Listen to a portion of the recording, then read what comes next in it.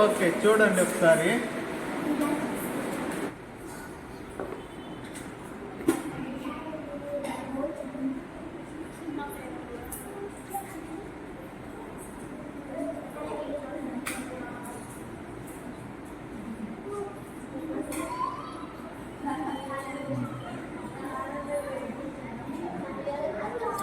చూడండి.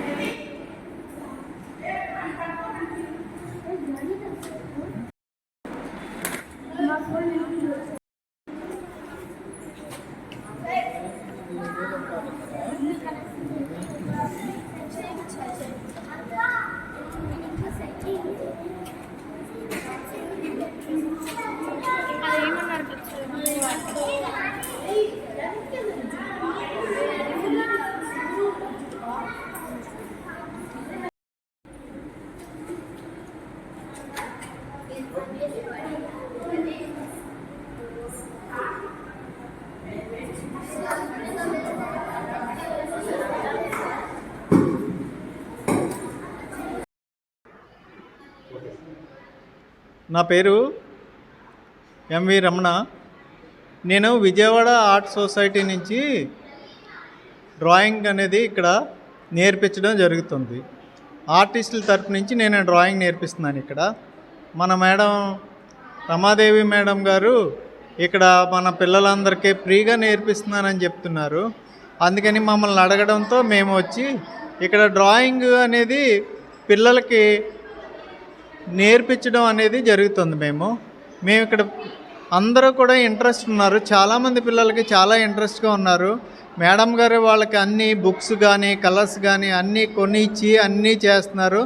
ఇంత చేస్తున్నారు కాబట్టి మేము కూడా వచ్చి మా ఆర్ట్ సొసైటీ తరపు నుంచి, విజయవాడ ఆర్ట్ సొసైటీ తరపు నుంచి నేను వచ్చి వీళ్ళకి ఫ్రీగా అనేది నేను కూడా నేర్పించడం జరుగుతుంది. వీళ్ళకి పిల్లల డ్రాయింగ్లో కూడా చాలా బాగా నేర్చుకుంటున్నారు. చాలా ఇంట్రెస్ట్తో వస్తున్నారు.